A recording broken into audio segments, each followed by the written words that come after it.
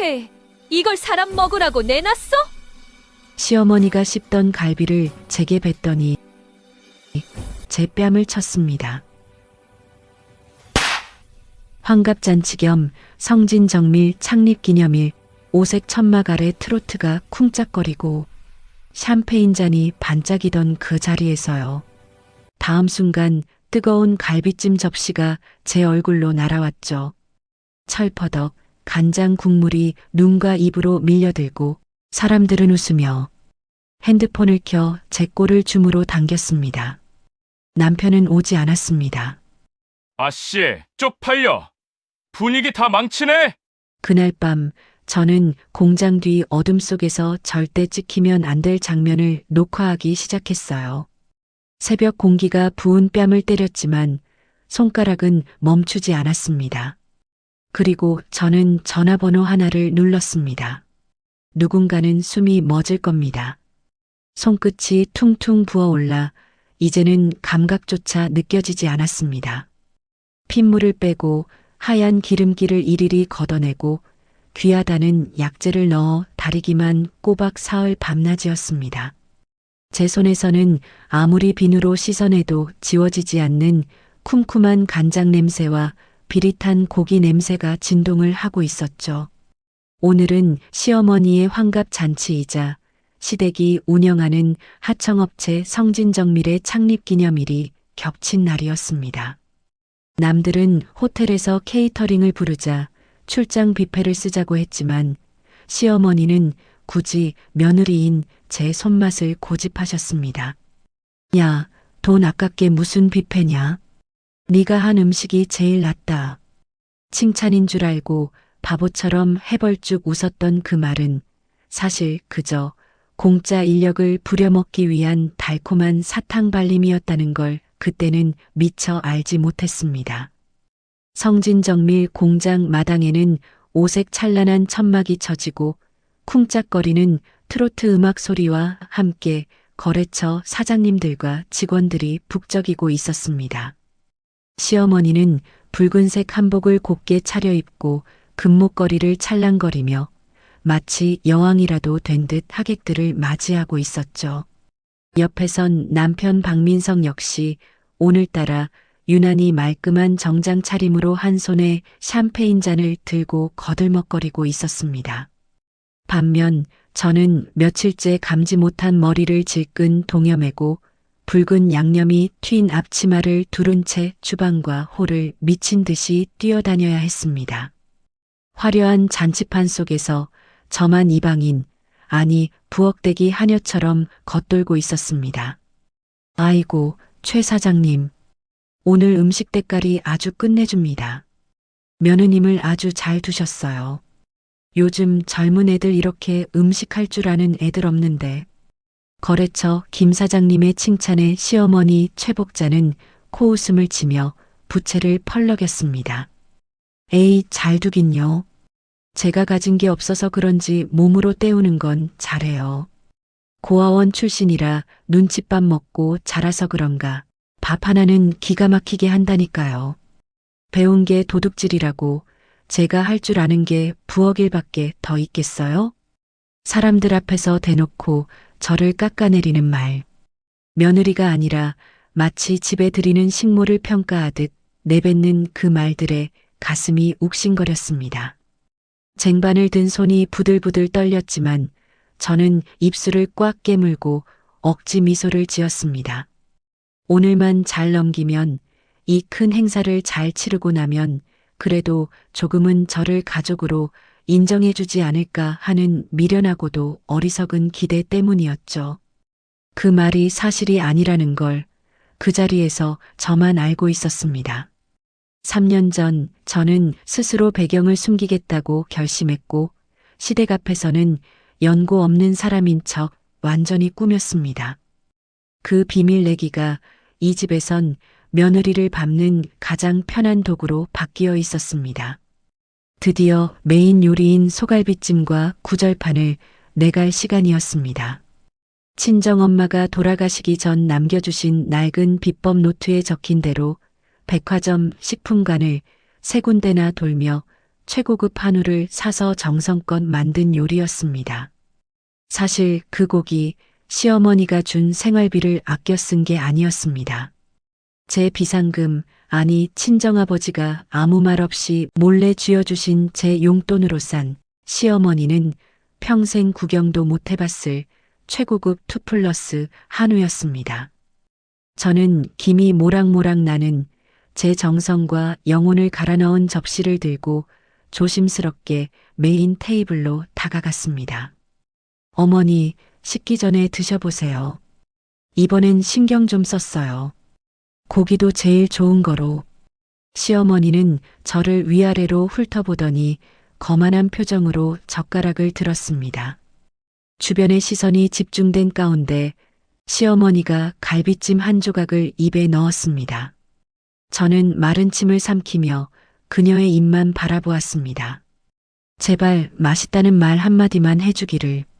고생했다는 말은 바라지도 않으니 그저 찡그리지만 말아주기를 기도했습니다. 그런데 우물거리던 시어머니의 미간이 순식간에 구겨지기 시작했습니다. 마치 씹어서는 안 될 돌이라도 씹은 사람처럼 표정이 일그러지더군요. 퇴! 시어머니는 씹던 고기를 제 얼굴에 뱉어버렸습니다. 씹다만 고기 덩어리가 흙바닥을 뒹굴었습니다. 야, 너 지금 이걸 사람 먹으라고 내온 거냐? 이게 뭐야? 네. 왜 그러세요? 간이 안 맞으세요? 시어머니는 자리에서 벌떡 일어났습니다. 그녀의 눈에는 설명할 수 없는 도끼가 서려 있었습니다. 그리고 제 앞에 바짝 다가오더니 망설임도 없이 손바닥을 휘둘렀습니다. 짝! 귀가 먹먹해지며 시야가 한쪽으로 쏠렸고 뺨이 즉시 뜨겁게 달아올랐습니다. 손가락 자국이 그대로 찍히는 느낌이었습니다. 그녀는 제 손에 들려있던 커다란 갈비찜 접시를 거칠게 낚아챘습니다. 그리고 망설임도 없이 그대로 제 얼굴을 향해 던져버렸습니다. 철퍼덕, 둔탁하고 끔찍한 소리와 함께 뜨거운 갈비찜 국물이 제 얼굴과 하얀 블라우스 위로 폭포수처럼 쏟아져 내렸습니다. 아 뜨거워. 비명지를 새도 없이 끈적하고 뜨거운 간장 양념이 눈과 코, 입으로 흘러들었습니다. 갓 조리한 음식의 열기가 연약한 피부를 파고들었고 매캐한 양념이 눈을 찔러 앞이 보이지 않았습니다. 이게 미쳤나? 어디서 싸구려 고기 냄새가 진동을 해. 내가 오늘 귀한 손님들 온다고 했지? 수입산 찌꺼기 고기를 써서 내 얼굴에 먹칠을 하려고 작정을 했구나. 이 망할년이. 시어머니의 고함 소리에 시끌벅적하던 잔치판은 순식간에 찬물을 끼얹은 듯 정적에 휩싸였습니다. 뚝뚝. 제 턱 끝에서 양념 국물이 떨어져 바닥을 적셨습니다. 얼굴이 화끈거리고 눈을 뜰 수가 없었지만 그 육체적인 고통보다 더 참을 수 없는 건 수치심이었습니다.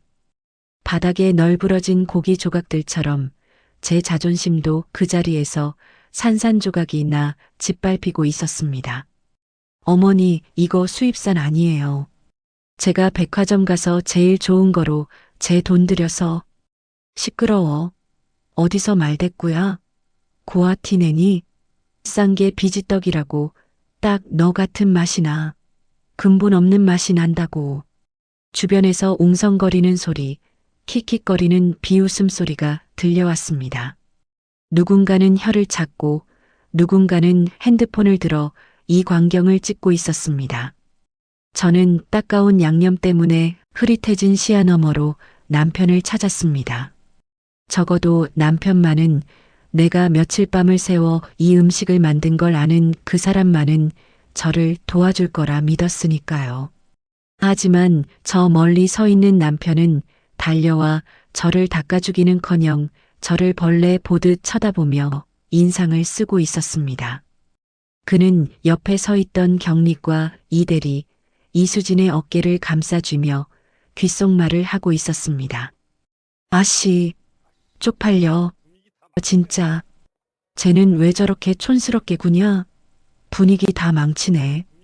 그 순간 제 머릿속에서 팽팽하게 당겨져 있던 무언가가 툭 하고 끊어지는 소리가 들렸습니다.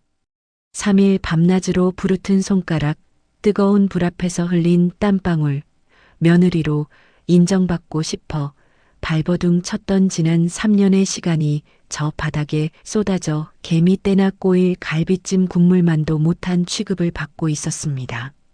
눈물이 왈칵 쏟아져 얼굴을 덮은 양념과 섞여 흘러내렸습니다. 짠 눈물과 짠 간장 맛이 입안에서 뒤섞여 역겨운 맛을 냈습니다. 그때 시어머니가 쐐기를 박듯 소리쳤습니다. 야, 꼴 보기 싫으니까 당장 눈앞에서 치워. 재수옴 붓게 생겼네 진짜. 가서 걸레 가져와서 바닥이나 닦아. 내 몸뚱이보다 이 대리석 바닥이 더 비싼 거니까 얼른 안 치워. 저는 떨리는 손으로 얼굴을 대충 닦아내며 천천히 바닥에 주저앉았습니다. 깨진 접시 조각이 무릎을 찔렀지만 아프지 않았습니다. 흩어진 고기들을 맨손으로 주워 담으며 저는 속으로 씹어뱉듯 맹세했습니다. 그래, 치워드릴게요. 이 음식도 치우고 이 더러운 잔치판도 치우고 그리고 주제 파악 못하고 날뛰는 당신들 인생도 깨끗하게 치워드리겠습니다. 지금 내 얼굴에 쏟아진 이 모욕 반드시 당신들 피눈물로 갚아주겠다고. 이 갈비찜보다 더 뜨겁고 더 잔혹한 맛을 보여주겠다고 말입니다. 화려했던 잔치의 소음이 썰물처럼 빠져나간 공장 마당은 정적만이 흘렀습니다. 이야, 2차 가자. 노래방 도우미 불러. 라며 흥청망청 떠나버린 사람들 뒤로 덩그러니 남겨진 건 저와 쓰레기 더미뿐이었습니다. 화려한 조명이 꺼진 공터에는 제가 3일 밤낮으로 뼈를 고아 만든 갈비찜 뼈다귀와 색을 맞추려 손가락이 물들도록 썰어낸 구절판 재료들이 흙투성이가 되어 뒹굴고 있었습니다. 저는 차가운 시멘트 바닥에 쪼그리고 앉아 식어버린 음식들을 검은 비닐봉지에 쓸어 담았습니다. 툭툭. 눈물인지 콧물인지 모를 것이 떨어져 제 손등을 적셨습니다. 친정엄마가 돌아가시기 전 우리 딸 시집가서 사랑받으려면 이거 꼭 배워가라며 떨리는 손으로 적어주신 레시피였습니다. 엄마의 유산이나 다름없는 그 음식이 지금 음식물 쓰레기가 되어 개미떼나 꼬이는 신세가 되었다는 게 저를 미치도록 비참하게 만들었습니다. 야, 궁상 좀 그만 떨어라. 냄새나게 진짜. 그때였습니다. 누군가의 구두발이 제 손 앞에 쓰레기 봉투를 툭 찼습니다. 고개를 들어보니 술에 거나하게 취해 얼굴이 붉어진 남편이 서 있었습니다. 적어도 남편이라면 아내 얼굴에 뜨거운 국물이 쏟아졌을 때 괜찮냐고 물어봐 줄 알았습니다. 하지만 그는 마치 오물을 보듯 코를 막으며 인상을 찌푸리고 있었습니다. 당신 지금 나한테 할 말이 그게 다야? 어머니가 나한테 어떻게 했는지 못 봤어?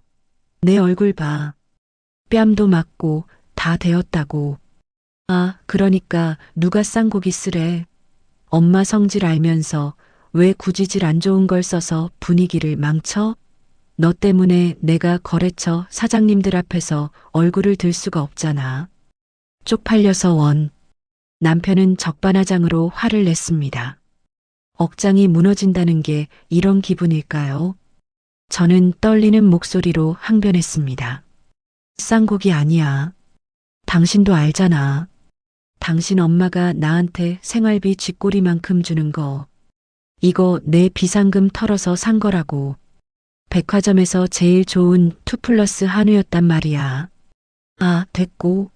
변명 듣기 싫으니까 빨리 치우고 꺼져. 냄새 배니까 차 타지 말고 택시 타고 가라. 나 이 대리랑 서류 정리할 거 있어서 회사 좀 들렀다 갈 거니까 기다리지 말고 먼저 자. 창립 기념일 날 밤에 술까지 마시고 서류 정리. 뭔가 찜찜하고 서늘한 기분이 등줄기를 타고 흘렀습니다. 여자의 육감이라고 하던가요? 저는 쓰레기 봉투를 내버려 둔 채 홀린 듯이 조용히 남편의 뒤를 밟았습니다. 공장 뒤편 자재 창고는 가로등 하나 없이 어두컴컴했습니다. 인기척을 죽이고 벽에 붙어 걸어가는데 창고 구석진 곳에서 희미한 불빛과 함께 키득거리는 웃음소리가 새어나왔습니다. 자기야, 아까 봤어? 그 곰 같은 년 갈비찜 뒤집어 쓰고 멍하니 있는데 웃겨 죽는 줄 알았어. 꼴이 딱 음식물 쓰레기더라. 익숙한 여자 목소리. 격리과 이대리 이수진이었습니다. 파티 내내 남편 옆에 딱 붙어 술을 따르며 교태를 부리던 여자. 저는 숨을 죽이고 드럼통 뒤로 몸을 숨겨 그들을 훔쳐보았습니다. 그리고 제 눈을 의심케 하는 역겨운 광경을 목격했습니다. 남편이 이 대리의 허리를 감싸 안고 진하게 입을 맞추고 있었습니다. 오빠, 근데 언제까지 저 여자랑 살 거야? 비위도 좋다. 냄새나서 옆에 어떻게 가? 이 대리가 남편의 가슴팍을 밀치며 콧소리를 냈습니다. 그러자 남편은 그녀의 손을 잡고 비비며 달래더군요. 조금만 참아. 어차피 엄마도 쟤 싫어해. 제가 해온 혼수도 없고 쓸모가 없잖아. 이번에 태상그룹이랑 큰 계약 하나만 따내면 우리 집안 클래스가 달라져. 그때 위자료 한 푼 안 주고 내쫓을 구실 만들고 있으니까. 진짜지? 나 자기만 믿는다. 우리 엄마가 그랬어. 오빠가 이번에 태산 뚫으면 사위 삼겠다고. 그럼 우리 엄마가 누구냐? 독한 여사님이잖아. 쟤 알아서 말려 죽여서 내보내 주실 거야. 넌 그냥 몸조심하고 있어. 우리 아기 놀라라. 아기. 머릿속이 하얘지더니 다리에 힘이 풀려 주저앉을 뻔했습니다. 불륜도 모자라 임신까지? 그것도 모르고 나는 여기서 갈비찜 뼈다귀나 줍고 있었다니. 알았어, 오빠. 얼른 가봐. 저 여자 눈치채겠다. 눈치는 무슨. 곰탱이라 아무것도 몰라. 사랑해. 두 사람의 역겨운 애정행각은 한참이나 계속되었습니다. 저는 입을 틀어막고 소리 없는 비명을 질렀습니다. 눈물조차 나오지 않았습니다. 슬픔은 순식간에 증발하고 그 자리에 차갑고 날카로운 분노가 들어찼습니다. 태상그룹 계약. 나를 말려 죽여서 내쫓아. 아, 그래. 당신들이 그토록 원하던 태상그룹. 그 주인이 누군지 뼈저리게 알게 해주지. 저는 어둠 속에서 핸드폰을 꺼내 서로 껴안고 있는 그들의 모습을 동영상으로 촬영했습니다. 화면 속 그들의 얼굴이 선명하게 찍혔습니다.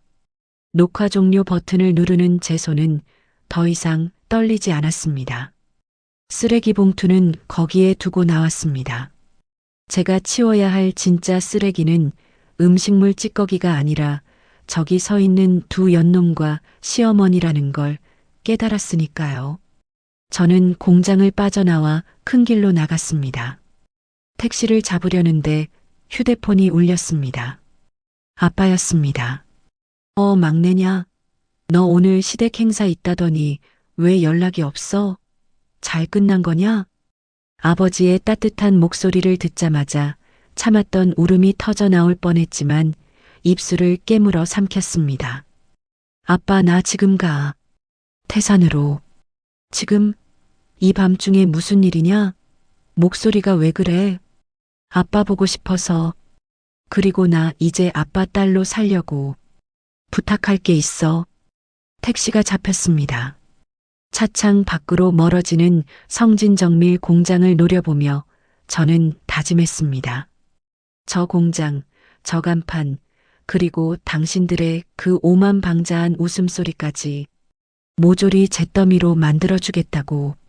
사람들은 저를 태산의 심장이라고 불렀습니다.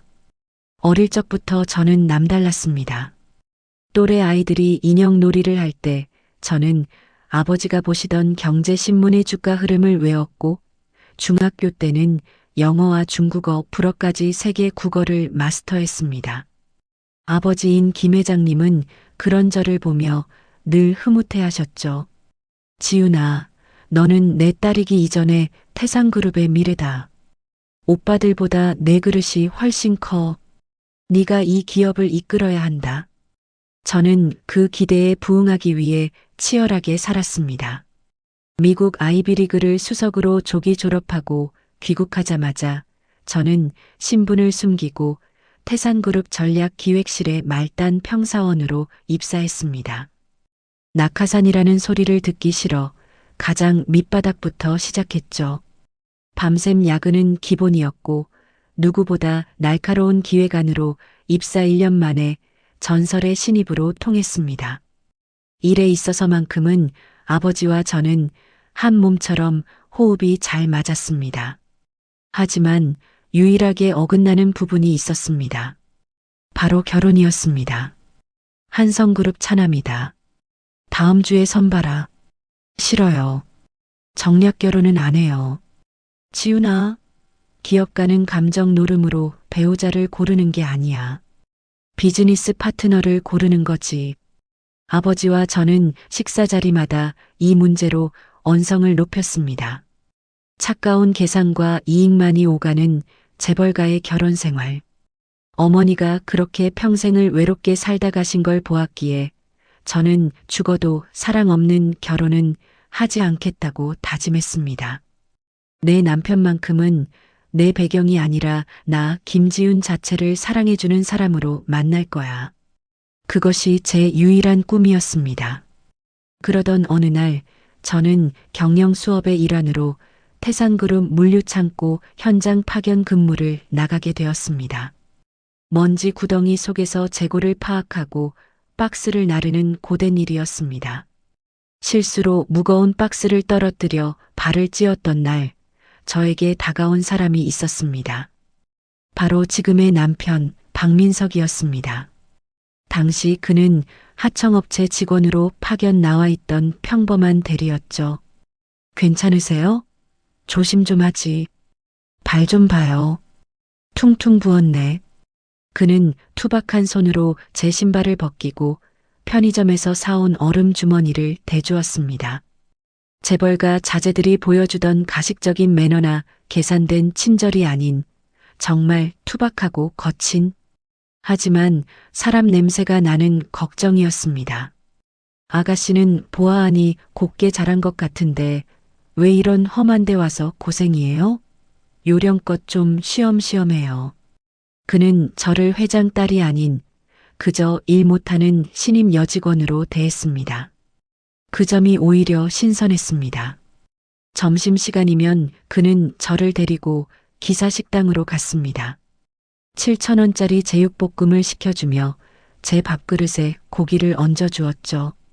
많이 먹어둬요. 한국 사람은 밥심으로 사는 겁니다. 아프지 말고. 태어나서 처음 먹어보는 싸구려 제육볶음이었지만 미슐랭 레스토랑의 스테이크보다 따뜻했습니다. 야근하는 날이면 믹스커피를 타다 주며 제 하소연을 들어주었고 상사에게 깨진 날에는 소주 한 잔을 기울이며 저를 위로해 주었습니다. 지훈 씨, 나는 가진 건 없지만 꿈은 있어요. 나중에 돈 많이 벌면 사랑하는 아내랑 토끼 같은 자식들이랑 저녁마다 따뜻한 밥 한 끼 같이 먹는 거. 그게 내 성공의 기준이에요. 돈, 명예, 그런 거 다 껍데기죠. 사람이 먼저잖아요. 그의 말은 제 가슴에 깊이 박혔습니다. 아버지가 늘 강조하던 이윤, 효율, 성장이라는 단어에 지쳐있던 저에게 그의 사람 냄새는 치명적인 안식처였습니다. 아, 이 사람이라면 내가 재벌 딸이 아니어도 나를 아껴주겠구나. 저는 난생 처음으로 사랑이라는 감정에 빠져들었습니다.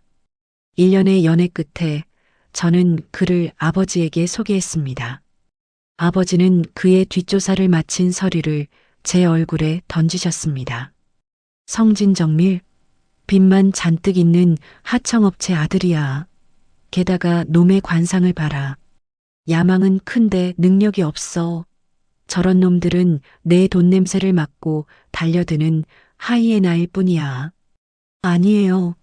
민석 씨는 내 정체도 몰라요. 그냥 가난한 회사원 김지윤을 사랑하는 거라고요. 이 멍청한 것. 가난이 대문으로 들어오면 사랑은 창문으로 도망간다는 말 괜히 있는 줄 아냐? 네가 빈털터리가 돼도 그놈이 너한테 밥숟가락 얹어줄 것 같으냐? 아버지의 반대는 완강했습니다.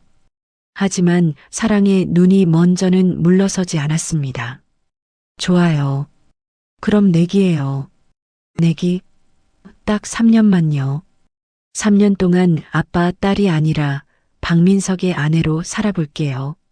아빠 도움, 태산의 배경 다 버리고 맨몸으로 부딪혀 볼게요. 그래도 우리가 행복하다면, 그 사람 본성이 변하지 않는다면 그때는 우리 인정해 주세요. 아버지는 기가 막히다는 듯 저를 노려보다가 차갑게 돌아섰습니다. 좋다. 네가 내 발로 지옥불에 들어가겠다니 말리지는 않겠다. 단 지원은 일절없다. 네가 굶어 죽든 맞아 죽든 나는 모르는 일이다. 3년 뒤에 네가 틀렸다는 걸 인정하고 돌아온다면 받아주마. 하지만 그때는 내 사랑이 산산조각 나 있을 거다. 그 길로 저는 짐을 싸서 집을 나왔습니다. 남편에게는 부모님과 연을 끊고 왔다. 나는 고아나 다름없다고 거짓말을 했죠. 남편은 저를 꽉 끌어안으며 맹세했습니다. 지윤아, 나만 믿어. 내가 너 손에 물 한 방울 안 묻히게 해줄게. 우리 행복하게 살자. 그때의 그 눈빛, 그 따뜻했던 체온. 그것이 전부 연기였음을, 아니, 제 배경이 사라지자마자 증발해버릴 얄팍한 호의였음을 깨닫는 데는 그리 오랜 시간이 걸리지 않았습니다. 3년. 아버지가 예언했던 그 시간이 흐르는 동안 제 사랑은 시어머니의 구박과 남편의 무시 속에 처참하게 부서져 내렸습니다. 배려, 착해? 아? 택시 창문에 머리를 기대며 저는 씁쓸하게 웃었습니다. 유리창에 비친 제 얼굴은 3년 전에 당당했던 전설의 신입이 아닌 갈비찜 국물을 뒤집어 쓴 초라한 여자가 되어 있었습니다. 거대한 유리 성체 앞에 낡아빠진 택시 한 대가 끼익 소리를 내며 멈춰 섰습니다. 화려한 황금빛 조명이 쏟아지는 회전문 앞 택시에서 내린 제 모습은 그야말로 비현실적이었습니다.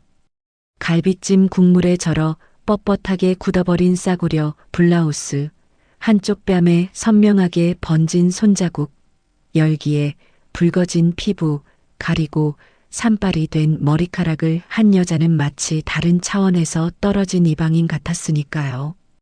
회전문을 밀고 로비에 들어서는 순간 웅장한 대리석 바닥을 울리는 제 운동화 소리가 유난히 크게 들렸습니다. 공기마저 다른 이곳, 은은한 시트러스 향이 감도는 로비에 제가 들어서자마자 쾌쾌한 간장 냄새와 비릿한 고기 냄새가 퍼져나갔습니다. 지나가던 직원들이 코를 찡긋거리며 힐끔거렸습니다. 그들의 눈에 담긴 건 명백한 경멸과 호기심이었습니다. 시댁에서 지난 3년간 밥 먹듯이 받아왔던 뼈에 사무치게 익숙한 그 눈빛들. 이봐요. 아줌마, 거기 서요. 로비 보안 요원이 다급하게 달려와 제 앞을 막아섰습니다. 그는 제 행색을 위아래로 훑어보더니 노골적으로 인상을 구겼습니다. 여기 관계자 외 출입 금지입니다. 배달 오셨으면 뒤쪽 화물 승강기 이용하시라니까 왜 자꾸 앞으로 들어와요? 냄새나게 진짜. 노숙자입니까? 보안요원의 손이 제 어깨를 거칠게 밀쳤습니다. 예전 같았으면 죄송하다며 고개를 숙였겠지만 지금의 저는 달랐습니다. 저는 주머니에서 갈비찜 국물이 튀어 끈적해진 선글라스를 꺼냈으며 보안요원의 눈을 똑바로 응시했습니다. 비서실에 연락해. 민 비서실장 나오라고 해. 뭐요? 민 실장님? 이 아줌마가 진짜 어디서 이름만 주워 듣고 와서 행패야? 경찰 부르기 전에 당장 나가요. 보안요원이 무전기를 꺼내들며 위협적으로 다가오는 찰나 VIP 전용 엘리베이터 문이 열리며 누군가 헐레벌떡 뛰어나왔습니다. 말끔한 슈트에 날카로운 눈매, 아버지의 그림자라 불리는 최측근, 민영석 비서실장이었습니다. 멈춰. 그 손 놓지 못해. 로비가 떠나갈 듯한 호통 소리에 보안요원이 얼어붙었습니다. 민 실장님은 한달음에 달려와 보안요원을 거칠게 밀쳐내고 제 앞에 섰습니다. 그리고 저를 확인한 순간 그의 냉철하던 눈동자가 지진이라도 난 듯 흔들렸습니다. 새 세상의 아가씨? 오랜만이에요, 실장님. 이게 도대체 무슨 일입니까? 얼굴은 왜 이러시고 옷은 또 누가 감히. 저는 덤덤하게 말했습니다. 올라가서 얘기해요. 아빠 계시죠? 급해요. 사색이 되어 허리를 90도로 굽히는 보안요원과 직원들의 경악 어린 시선을 뒤로하고 저는 회장 전용 엘리베이터에 올랐습니다. 초고속 엘리베이터가 중력을 거스르며 솟구쳐 오르는 동안 황금빛 문에 비친 제 모습을 보았습니다. 꼴은 거짓꼴이었지만 눈빛만은 살아있었습니다. 더 이상 사랑받기 위해 애쓰던 며느리 김지우는 그곳에 없었습니다. 띵! 펜트하우스 층에 도착했습니다. 긴 복도를 지나 육중한 마호가니 문이 열리자 대한민국 재계를 호령하는 아버지의 집무실이 드러났습니다. 넓은 통창 너머로 서울의 야경이 보석처럼 박혀 있었고 그 야경을 등지고 서류를 검토하던 아버지가 고개를 돌렸습니다. 막내 왔느냐? 연락도 없이 이 밤중에. 안경을 고쳐 쓰려던 아버지의 손이 허공에서 멈췄습니다. 서류 뭉치가 바닥으로 툭 떨어졌습니다. 아버지는 믿을 수 없다는 표정으로 성큼성큼 다가와 제 어깨를 잡으셨습니다. 가까이서 본 제 꼴은 더 처참했겠죠. 얼굴에 선명하게 남은 손자국, 음식 냄새, 그리고 눈물 자국으로 얼룩진 뺨. 아버지의 입술이 파르르 떨리기 시작했습니다. 지훈아, 너 꼴이 이게 뭐냐? 도대체 어떤 놈들이 내 금쪽 같은 딸을 이 지경으로 만든 거야. 저는 아버지의 떨리는 손을 잡으며 고개를 숙였습니다. 아빠, 내가 졌어. 아빠 말이 다 맞았어. 3년 전 제가 집을 나설 때 아버지가 하셨던 말씀이 귓가에 쟁쟁했습니다. 배경을 숨기고 살겠다는 그 무모한 내기. 사랑은 돈과 상관없다는 걸 증명해 보겠다고 저는 제 스스로를 깎아내리며 들어갔습니다. 그런데 그 내기는 제 자존심만 갈아넣는 지옥이 되었습니다. 그놈이 성실하다던 그놈이 그러더냐? 네가 돈이 없으니까, 배경이 없으니까 본색을 드러내더냐? 아버지의 물음에 저는 고개를 끄덕였습니다. 나보고 싼티난데. 가진 게 없어서 쓸모가 없대. 3년 동안 내가 바친 시간, 내 진심 오늘 갈비찜이랑 같이 쓰레기통에 처박혔어. 아버지는 저를 와락 끌어안아 주셨습니다. 투박하지만 따뜻한 품. 그제야 저는 어린아이처럼 엉엉 울음을 터뜨렸습니다. 어리석은 것 그래도 네가 무사히 돌아왔으니 됐다. 3년 내기 네가 졌다. 졌으니까 이제 약속대로 들어와. 저는 눈물을 닦아내며 아버지의 품에서 몸을 떼어냈습니다. 그리고 아버지의 눈을 똑바로 바라보았습니다. 제 눈동자 속에는 슬픔 대신 시리도록 차가운 불꽃이 타오르고 있었습니다. 들어올게. 하지만 그냥은 못 들어와. 내가 3년 동안 당한 수모, 짓밟힌 자존심 이자까지 쳐서 다 받아내고 올 거야. 아빠, 나 도와줘. 그깟 놈들 당장 밟아주마. 아니, 그렇게 쉽게 죽이면 재미없어. 그 사람들 망해도 남 탓만 할 인간들이야. 나는 그 꼴 못 봐. 저는 의자에 앉아 헝클어진 머리카락을 쓸어 넘기며 차갑게 덧붙였습니다. 올려놓을 거야. 그들이 상상도 못할 가장 높은 곳까지. 구름 위에 둥둥 떠서 이제 세상이 다 자기 발 아래 있는 줄 알고 샴페인을 터뜨릴 때 바로 그 순간 내 손으로 직접 밀어버릴 거야. 아버지는 잠시 침묵하시더니 입가에 서늘한 미소를 띠셨습니다. 아버지는 인터폰 버튼을 눌렀습니다. 전략기획실 팀장급들 지금 당장 대회의실로 집합시켜. 타깃은 성진정밀이다. 10분 준다. 잠시 후 대회의실에는 태산그룹의 내로라 하는 브레인들이 모였습니다. 밤늦은 긴급 소집에도 그들의 눈빛은 형형하게 빛나고 있었습니다. 저는 민 실장님이 가져다 준 새 재킷을 걸치고 상석에 앉았습니다. 자, 시작하죠. 작전명은 성진정밀 사냥입니다. 저는 회의실을 둘러보며 천천히 말했습니다. 현재 성진정밀은 무리한 확장 욕심이 있어요. 우리는 그 욕심을 이용합니다. 독점 납품 계약이라는 미끼를 던지고 그들이 스스로 빚더미 위에 올라서게 만들 겁니다. 단 빠르게 무너뜨릴 장치도 같이 넣어요. 계약서예요. 아버지가 고개를 끄덕였습니다. 덫을 놓아라. 단단하게. 작전은 신속하고 은밀하게 진행되었습니다. 다음 날 아침 숙취와 피로에 찌든 성진정밀 공장 마당으로 육중한 검은색 세단 한 대가 미끄러지듯 들어왔습니다. 태산그룹 임원 전용 차량이었습니다.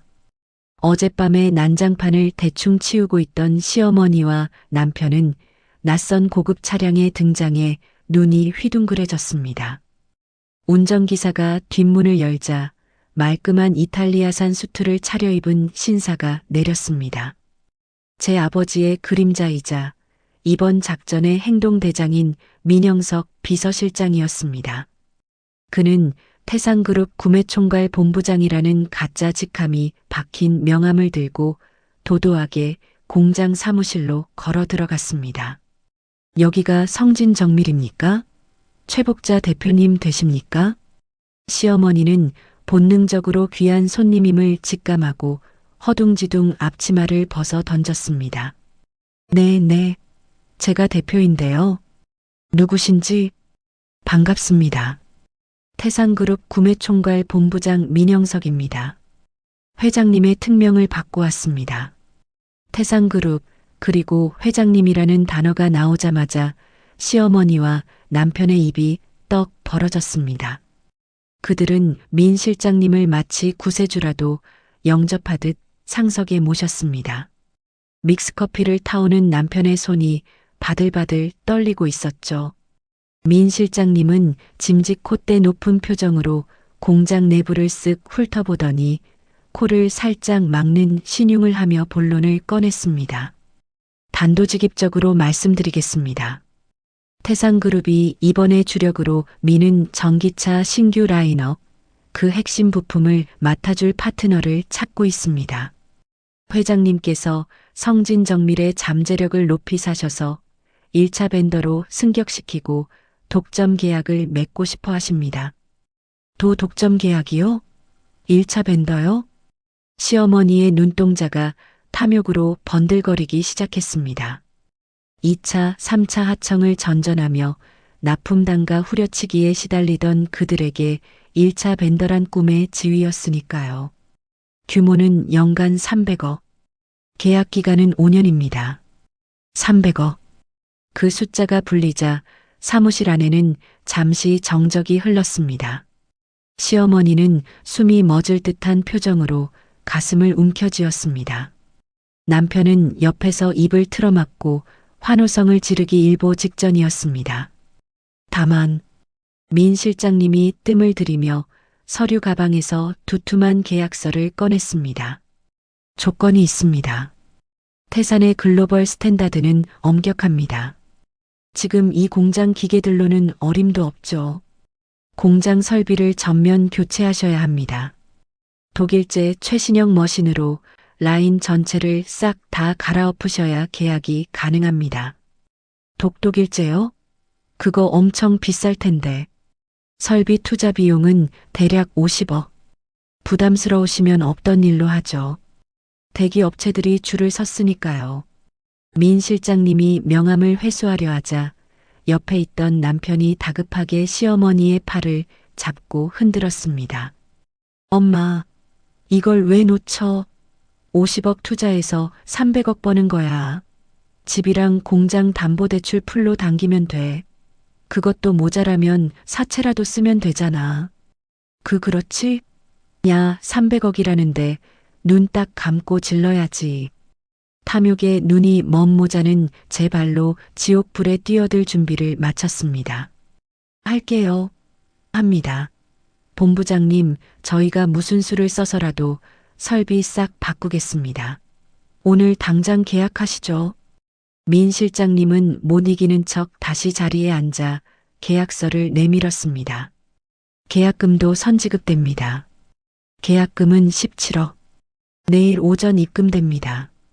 17억이라는 숫자가 더해지자 그들의 눈빛은 완전히 돌아버렸습니다.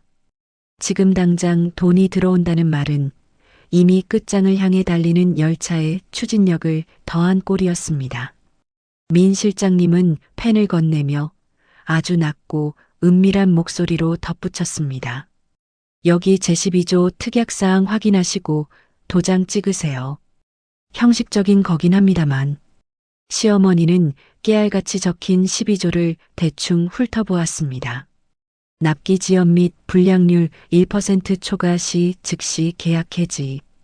계약금 환수 및 위약금 3배. 담보물 일체 태산그룹 귀속. 허위자료 제출, 외부 로비, 비밀유지 위반 시 즉시 해지. 평소 같으면 절대 찍지 말아야 할 독소 조항이었지만 이미 눈앞에 아른거리는 300억과 17억이라는 숫자가 그들의 이성을 마비시켰습니다. 아이, 태산 같은 대기업이 설마 우리 같은 중소기업 잡아먹겠어? 걱정 마세요, 본부장님. 우리 기술력 죽여줍니다. 시어머니는 호탕하게 웃으며 계약서에 인감도장을 쾅 찍었습니다. 그 소리가 마치 자신의 사형 집행서에 서명하는 소리처럼 사무실을 울렸습니다. 남편도 덩달아 연대보증란에 지장을 찍으며 희희낙낙했습니다. 축하드립니다. 이제 한 배를 타셨군요. 민 실장님은 의미심장한 미소를 지으며 계약서를 챙겨 공장을 빠져나갔습니다. 차가 떠나자마자 사무실 안에서는 환호성이 터져나왔습니다. 엄마, 대박이야. 우리 이제 재벌 되는 거야. 그렇고 말고, 아이고, 내 아들 복덩이. 모자는 얼싸안고 춤을 췄습니다. 곧바로 은행으로 사채 사무실로 전화를 돌려 돈을 끌어모으기 시작했습니다. 살고 있던 아파트, 공장 부지, 심지어 선상까지 모든 것을 담보로 잡혔습니다. 그들은 기계와 돈과 허세로 집안을 뒤덮을 생각뿐이었습니다. 같은 시각 태산그룹 본사 휴대폰 진동이 짧게 울렸습니다. 민 실장님이 보낸 문자였습니다. 성진정밀 계약 체결 완료. 계약금 조항 포함. 덫에 걸렸습니다. 저는 창밖을 내려다보며 차가운 커피를 한 모금 마셨습니다. 고생하셨어요. 이제 꿈이 가장 달콤해질 때까지 잠깐 놔두죠. 높이 추락할 때 더 아픈 법이니까. 독이 든 성배인 줄도 모르고 계약서에 도장을 찍은 그날 이후 시댁은 마치 로또 1등에 당첨된 사람들처럼 미쳐 돌아가기 시작했습니다. 공장에는 독일제 기계를 들여놓느라 벽을 허무는 공사가 한창이었고 빚을 내서 산 기계들이 웅장한 자태를 뽐내며 들어왔습니다.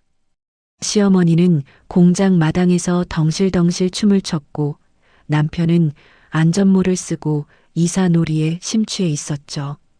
야, 김지훈. 넌 눈이 없냐? 이 번쩍번쩍한 기계들 안 보여? 이게 다 돈이야, 돈. 너 같은 건 평생 구경도 못할 독일제라고. 남편은 콧노래를 부르며 제 앞에서 거드름을 피웠습니다. 저는 속으로 비웃음을 삼켰습니다. 겉으로는 아무 말 없이 고개만 숙였습니다. 그들이 떠들수록 그 빚의 무게가 그들의 목을 조를 테니까요. 그들의 오만함이 하늘을 찌를 무렵 불난 집에 기름을 붓는 사건이 터졌습니다. 태상그룹과의 계약 체결을 자축한다며 거하게 술판이 벌어진 저녁, 경리과 이대리 이수진이 케이크 상자를 들고 시댁으로 들이닥쳤습니다. 그녀의 옷차림은 전보다 훨씬 과감하고 화려해져 있었습니다. 벌써부터 안방마님 행세를 하려는 기세였죠. 어머님, 축하드려요. 제가 오는 길에 제일 비싼 샴페인 사왔어요. 아이고, 우리 복덩이 왔어? 어서 와라. 야, 며느리 뭐해? 이대리 오셨는데 잔 안 가져오고. 저는 부엌에서 잔을 꺼내 식탁에 내려놓았습니다. 이수진은 저를 힐끔 보더니 콧방귀를 뀌며 시어머니 옆에 딱 붙어 앉았습니다. 어머님, 솔직히 이번 계약 제가 다 힘쓴 거 아시죠? 그 구매 본부장님이 저를 보시더니 눈을 못 떼시더라고요.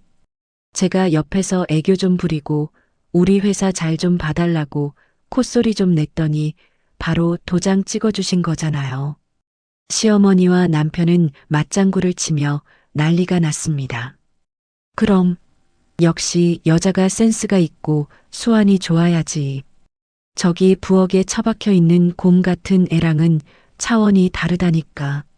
맞아, 자기야. 자기가 우리 집안을 일으킨 거야. 남편은 제 보란 듯이 이수진의 어깨를 주무르며 축혀 세웠습니다. 분위기가 무르익자 이수진이 가방에서 무언가를 주섬주섬 꺼냈습니다. 그리고 수줍은 척 연기를 하며 식탁 위에 올려놓았죠. 초음파 사진 한 장이었습니다. 사실은 저드릴 말씀 있어요. 저 오빠 애가 졌어요. 벌써 5주 차래요. 순간 정적이 흘렀습니다. 그리고 1초 뒤 시어머니의 괴성이 집안을 울렸습니다. 뭐? 애? 아이고 세상에. 정말이냐? 우리 민석이 애 맞아? 네, 어머님. 의사 선생님이 아들 같다고 하시던데요. 아들. 그 한마디에 시어머니는 이수진을 끌어안고 방바닥을 구르며 통곡했습니다. 아이고, 조상님이 도우셨네. 돈벼락의 손주까지. 경사났네. 저는 싱크대 앞에 서서 그 광경을 차갑게 지켜보았습니다. 뭔가가 너무 빨랐습니다. 너무 깔끔했습니다. 그리고 너무 연기 같았습니다. 시어머니는 춤을 멈추고 도끼 서린 눈으로 저를 쏘아보았습니다. 그리고 식탁 위에 있던 소금 그릇을 집어들어 제게 냅다 뿌렸습니다. 착! 하얀 소금 알갱이가 얼굴과 머리에 쏟아졌습니다. 야! 들었지? 방빼. 우리 집대를 이을 귀한 손주가 들어오는데 너 같은 성녀가 자리를 차지하고 있으면 쓰겠냐? 부정탄다. 부정타. 남편은 기다렸다는 듯 서류를 제 앞에 던졌습니다. 여보, 미안하게 됐다. 그러게 누가 애도 못 낳으래? 남자가 밖으로 도는 건 다 여자가 무능해서 그런 거야. 위자료는 꿈도 꾸지 마. 그냥 몸만 나가. 이수진은 승리자의 미소를 지으며 제게 혀를 찢찢 찼습니다. 언니 미안해요. 근데 주인이 바뀌면 알아서 비켜주는 게 예의 아니에요? 태교에 안 좋으니까 빨리 나가주세요. 소금범벅이 된 채 저는 바닥에 떨어진 이혼 서류를 주워 들었습니다. 가슴이 찢어질 듯 아파야 정상일 텐데 이상하게도 너무나 후련했습니다. 드디어 이 지긋지긋한 지옥을 내 발로 걸어나갈 명분이 완벽하게 만들어졌으니까요. 그래요. 나가드릴게요. 더러워서 못 살겠네요, 정말. 저는 식탁에 놓인 볼펜을 집어들어 망설임 없이 서류에 사인을 했습니다. 슥싹거리는 펜 소리가 유난히 크게 들렸습니다. 야, 너 진짜냐? 나중에 딴소리하기 없기다? 남편은 제가 울며불며 매달릴 줄 알았는지 오히려 당황한 기색이었습니다. 저는 짐을 챙기러 방으로 들어갔습니다. 옷가지 몇 장을 대충 봉투에 넣다가 문득 장식장 위에 놓인 투명 파일이 눈에 들어왔습니다. 산부인과 로고가 찍힌 봉투, 그리고 그 안에 종이 한 장. 이수진이 일부러 흘린 듯 올려둔 서류였습니다. 저는 그 봉투를 말없이 집어 제 가방 속 깊이 밀어 넣었습니다. 지금 당장 따질 이유는 없었습니다. 필요할 때 쓰면 됐습니다. 그리고 부엌으로 가서 찬장 깊숙한 곳에 넣어두었던 낡은 양은 냄비 하나를 꺼냈습니다. 친정엄마가 시집갈 때 혹시 시집살이 힘들면 여기다 라면이라도 끓여 먹으면서 엄마 생각해라며 챙겨주셨던 찌그러지고 그을린 냄비였습니다. 냄비 바닥은 두꺼운 천으로 한 번 더 감싸져 있었고 그 안쪽에는 방수 파우치가 하나 숨겨져 있었습니다. 엄마 레시피 노트에 찢어진 한 페이지, 그리고 제게만 통하는 비상 연락 카드. 저는 그걸 확인하고 다시 조용히 감췄습니다. 아이고, 구질구질하다 진짜. 기껏 챙겨간다는 게 그 찌그러진 냄비냐? 그래, 가져가라 가져가. 아주 평생 그거 끌어안고 거지처럼 살아라. 시어머니와 이수진이 깔깔거리며 비웃었습니다. 저는 냄비를 소중히 품에 안고 현관 앞에 섰습니다. 그리고 마지막으로 그들의 얼굴을 하나하나 눈에 담았습니다. 탐욕에 찌든 시어머니, 비열한 남편, 거짓으로 쌓아 올린 성에 갇힌 내연녀. 어머니, 그리고 당신. 잘 들어요. 이 냄비 우습게 보지 마세요. 조만간 이 냄비값이 당신들 목숨값보다 비싸다는 걸 알게 될 테니까. 그때 가서 피눈물 흘리며 빌어도 소용없어요. 이 미친년이 마지막까지 악담을 퍼붓네. 쾅! 현관문을 닫았습니다. 문이 닫히는 순간 3년의 지옥 같았던 시간이 끝났습니다.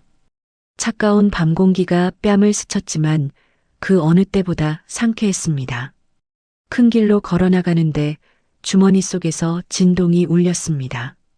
민영석 비서실장이었습니다.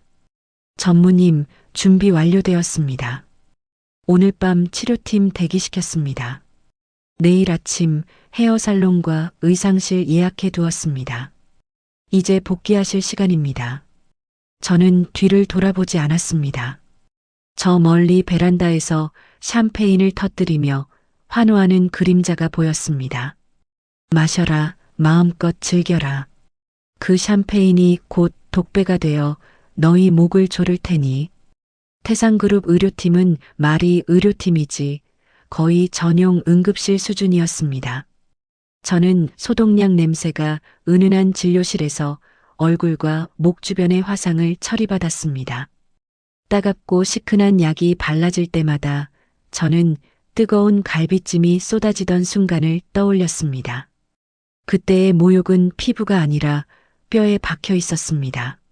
아버지는 제 상태를 확인하고는 말없이 고개만 끄덕였습니다. 그리고 민 실장님을 불렀습니다. 증거 다 정리해라. 숫자도, 서류도. 단 복잡한 말로 꾸미지 말고 딱 떨어지게. 민 실장님은 이미 움직이고 있었습니다. 제가 찍은 불륜 영상은 법무팀과 컴플라이언스 팀에 동시에 넘어갔고 영상 속 대화는 중요한 문장만 따로 정리되어 있었습니다. 위자료 한 푼도 안 주고 내쫓을 구실. 태산 계약 따내면. 그 말들이 활자로 바뀌는 순간 감정이 아니라 사실이 되었습니다. 그리고 제가 시댁에서 챙겨온 산부인과 봉투. 법무팀 직원이 조심스럽게 봉투를 열어 확인했습니다. 진단서처럼 보이는 양식, 어색한 도장, 부자연스러운 번호. 직원이 한 번, 2번 확인하더니 고개를 저었습니다. 전무님, 이거 발급 형식이 아니에요. 병원 쪽에 확인하면 바로 드러납니다. 그날 밤 확인은 끝났습니다. 병원은 해당 이름으로 발급된 진단서가 없다고 답했고 초음파 사진은 인터넷에 떠도는 이미지와 동일한 것이었습니다. 그 순간 저는 확신했습니다. 저 여자 임신도 거짓이었습니다. 거짓말로 기어 올라가려는 사람은 거짓말로 떨어져야 했습니다. 다음은 성진정밀 덫의 마지막 골이었습니다. 태상그룹과의 계약서 특약에는 이런 문구가 들어가 있었습니다. 설비 교체 후 72시간 내 시제품 제출. 품질 테스트에서 불량률 1% 초과 시 즉시 계약 해지. 성진정밀은 빨리 보여주고 싶어 했습니다. 시어머니와 남편은 태산에 잘 보이겠다고 납기 날짜도 오기 전에 무리하게 시제품을 뽑아냈습니다. 문제는 그 과정에서 값싼 자재를 섞고 외주를 슬쩍 끼워 넣었다는 점이었습니다. 공장 직원들 입장에선 정상적인 선택이었습니다. 빚이 너무 많았으니까요. 하지만 태산의 테스트는 냉정했습니다. 태산 품질팀이 익명으로 시제품을 회수해 검사한 결과는 간단했습니다. 불량률 4%대, 기준 초과, 계약서의 줄 하나가 그들의 목줄이 되었습니다. 아버지는 보고서를 훑더니 조용히 말했습니다. 이제 충분하다. 저는 창밖 야경을 보며 고개를 끄덕였습니다. 네. 이제 올려준 만큼 떨어뜨리면 돼요. 민 실장님이 마지막으로 물었습니다. 계약 체결식은 내일 오전 10시 30층 대회의실. 성진정밀 측 3사람 모두 참석 예정입니다. 전무님, 공개 방식 그대로 진행할까요? 저는 대답했습니다. 그 자리에서 끝내요. 그들이 가장 재벌 사돈에 취해 있을 때, 다음 날 아침 태상그룹 본사 근처에 BVIP 전용 헤어 살롱. 저는 거울 앞에 앉아 제 모습을 바라보았습니다. 지난 3년간 시어머니의 잔소리 때문에 질끈 묶고만 다녔던 푸석한 긴 머리, 화장기 없는 창백한 얼굴, 거울 속의 여자는 생기라고는 찾아볼 수 없는 초라한 며느리 김지윤이었습니다. 어떻게 해드릴까요, 전무님?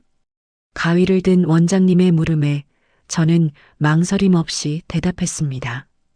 잘라주세요. 아주 짧고 단정하게. 뒤돌아볼 미련 따위 남지 않도록요. 서걱, 서걱. 머리카락이 잘려나가는 소리와 함께 지난 3년의 서름도 바닥으로 떨어져 내렸습니다. 1시간 뒤 거울 속에는 세련된 칼단발을 한 차갑고 지적인 이미지의 여성이 앉아 있었습니다.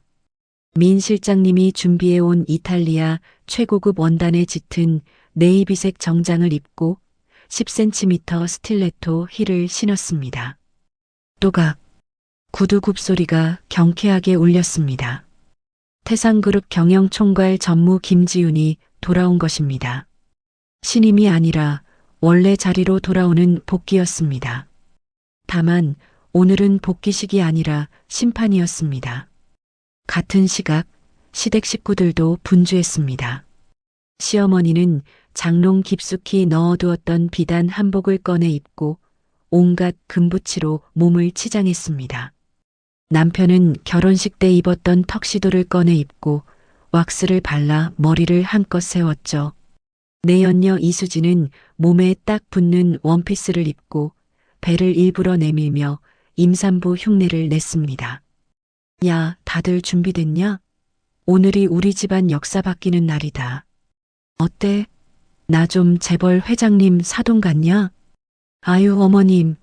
완전 사모님 포스 철철 넘치세요. 오빠도 오늘따라 왜 이렇게 멋있어? 역시 남자는 능력이 있어야 얼굴이 산다니까.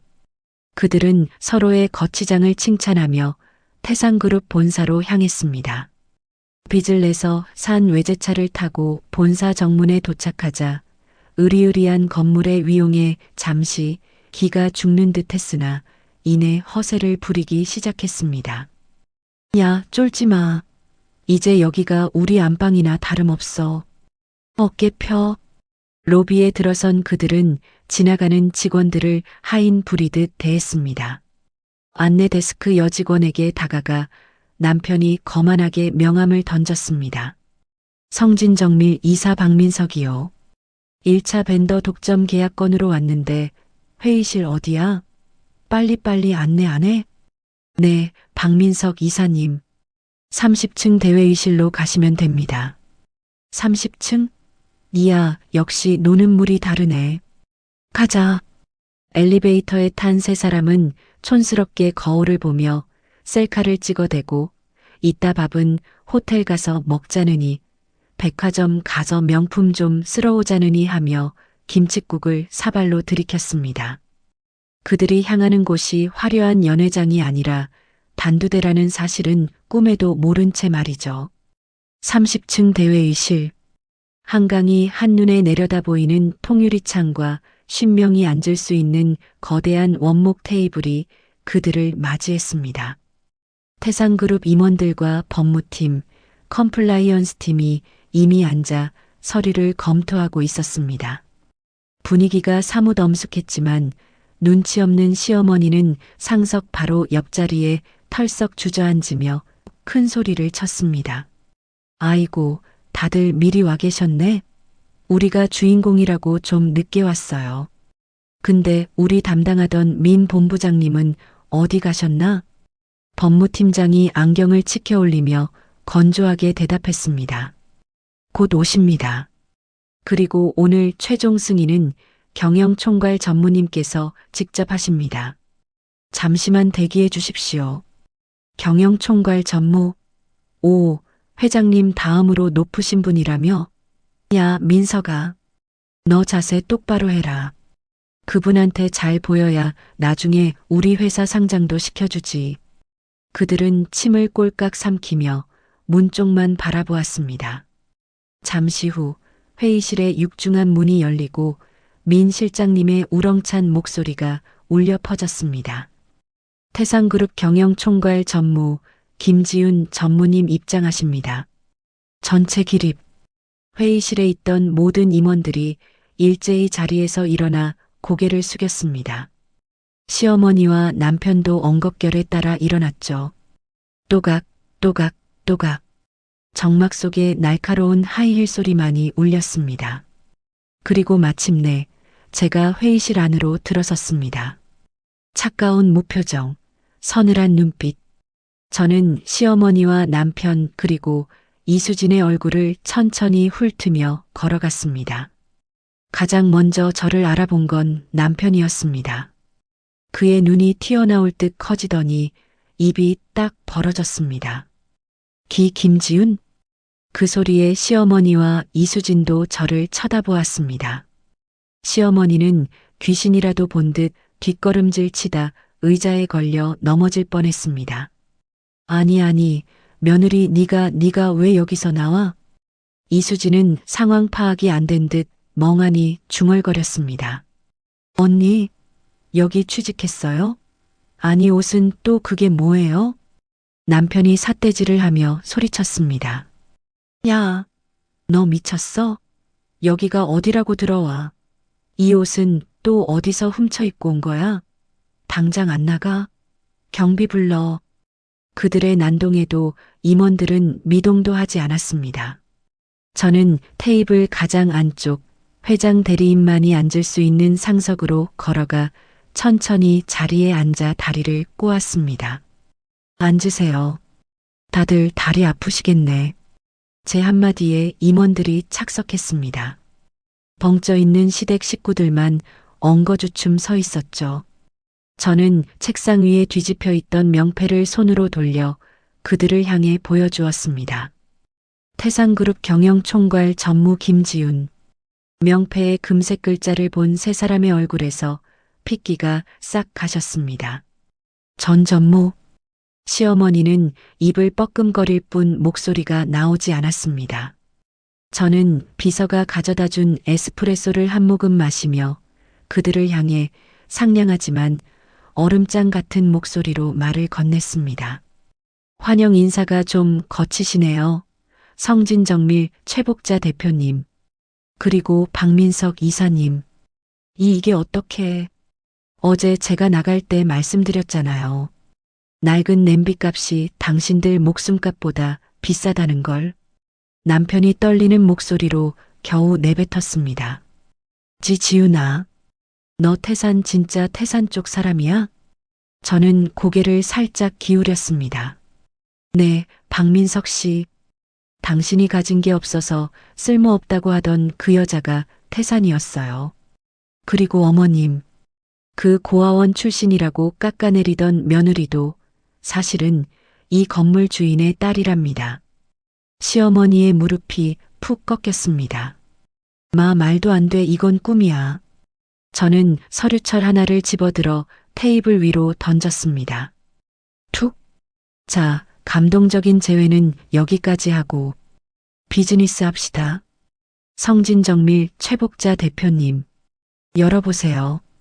시어머니는 떨리는 손으로 서류철을 열었습니다. 그 안에는 계약 해지 통보서, 계약금 환수 안내, 위약금 청구서, 담보물 집행 절차 안내가 차례로 정리돼 있었습니다. 계약서 제12조 기억하시죠? 시제품 품질 테스트 불량률 기준 초과, 그리고 허위 자료 제출, 외부 로비 시도, 비밀 유지 위반. 저는 손가락으로 한 장을 툭 짚었습니다. 거기엔 성진정밀 시제품 검사 결과가 적혀 있었습니다. 불량률 4%대, 기준은 1%였습니다. 축하드려요. 오늘부로 계약 해지입니다. 계약금 17억 환수, 위약금은 계약금의 3배, 약 51억이네요. 남편이 하얗게 질린 얼굴로 소리쳤습니다. 뭐가 51억이야. 우리 그런 돈 없어. 저는 미소를 지었습니다. 그래서 담보를 거셨잖아요. 공장, 아파트, 선산, 기계. 계약서에 다 적혀 있어요. 담보물 일체 귀속. 시어머니가 벌떡 일어나 제게 달려들 듯 했습니다. 이게 사기지. 태산이 우리를 속인 거야. 저는 고개를 저었습니다. 속인 건 당신들이죠. 저는 리모컨을 눌렀습니다. 회의실 스크린이 켜졌고 공장 뒤 창고에서 찍힌 남편과 이수진의 미래 영상이 재생됐습니다. 위자료 한 푼 안 주고 내쫓자는 음성이 대형 스피커로 쩌렁쩌렁 울려 퍼졌습니다. 임원들 사이에서 숨죽인 탄식이 새어나왔습니다. 이수진이 사색이 되어 소리쳤습니다. 꺼요. 그거 불법이잖아요. 저는 화면을 멈추고 다음 자료를 띄웠습니다. 제가 챙겨온 산부인과 봉투, 그리고 병원 확인 결과. 이수진 씨, 당신 뱃속에 있다는 아들 서류부터가 가짜였어요. 병원에서 발급한 적도 없다네요. 이수진은 남편 뒤로 숨으려 했지만 남편은 혐오스럽다는 듯 그녀를 밀쳐냈습니다. 야, 너 임신 가짜였어? 오빠가 먼저 꼬셨잖아. 태산 계약하면 재벌된다며. 서로 멱살을 잡고 싸우는 꼴을 보며 저는 고개를 살짝 기울였습니다. 자, 이제 현실을 보세요. 계약 해지, 위약금, 담보 집행. 여기서 끝이에요. 지옥문이 열렸습니다. 이제 그들이 비명을 지를 차례였습니다. 회의실 스크린에는 남편과 이수진의 미래 장면이 마지막으로 멈춰 서 있었습니다. 그 역겨운 대화와 웃음, 그리고 그걸 바라보는 50여 명의 냉랭한 시선. 시어머니는 입술을 떨며 스크린과 저를 번갈아 봤습니다. 이럴 수가. 그때 회의실 문이 열리고 경찰 2명이 들어왔습니다. 민 실장님이 준비해둔 수순이었습니다. 박민석 씨, 이수진 씨, 사기 및 업무 관련 범죄 혐의로 동행 요청드립니다. 수갑이 채워지는 순간 시어머니는 거품을 물고 바닥에 주저앉았습니다. 아이고, 우리 아들 잡아가네.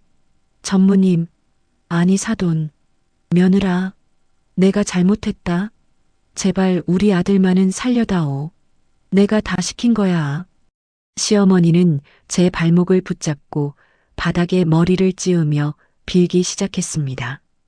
방금 전까지 재벌 사돈을 꿈꾸며 목을 빳빳이 세우던 기세는 온데간데 없고 살려달라고 애원하는 비굴한 노인네만 있을 뿐이었습니다.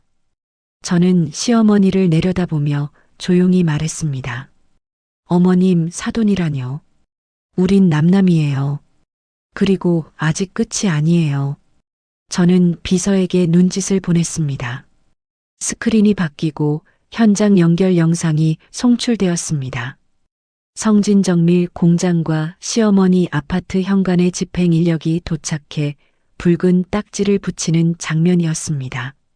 공장 기계의 사무실 문에, 집 현관에, 빨갛게 또렷하게. 안 돼. 내 공장, 내 집. 시어머니가 비명을 질렀습니다. 저는 흔들림 없이 말했습니다. 위약금 51억 현금으로 못 갚으시잖아요. 그래서 담보로 처리되는 거예요. 계약서에 사인하셨잖아요. 공장, 아파트, 기계, 차량, 전부 절차대로. 남편은 수갑찬 손으로 저를 향해 무릎을 꿇었습니다. 지윤아 여보, 내가 미쳤었어. 잠깐 눈이 멀어서 우리 좋았잖아. 3년 동안 부부였잖아. 한 번만 용서해줘. 저는 그를 내려다보며 3일 전 제 얼굴을 뒤집어 쓴 갈비찜과 그들의 표정을 떠올렸습니다. 그때 남편은 제게 쪽팔린다고 했습니다. 그 한마디가 제 인생을 갈랐습니다. 박민석 씨, 당신이 그랬죠. 싼 게 비지떡이라고. 저는 책상 아래 미리 준비해둔 편의점 비닐봉지를 꺼냈습니다. 그리고 그 안에서 삼각김밥과 컵라면 하나를 꺼내 그들 앞에 툭 던졌습니다. 배고프시죠? 옛정 생각해서 드리는 거니 챙겨가세요. 당신들 입맛엔 제 갈비찜보다 이게 더 맞을 거예요. 지윤아, 끌어내. 제 차가운 한마디에 보안 요원들이 그들을 들어 올렸습니다. 시어머니는 끌려가며 소리쳤습니다. 내가 누군지 알아? 나 전무 시어머니였어. 너 천벌받아. 이 독한 년아. 그 비명소리가 회의실 밖으로 멀어질 때까지 저는 미동도 하지 않고 그들의 마지막을 지켜보았습니다. 3년의 지옥이 한자리의 심판으로 끝나는 순간이었습니다.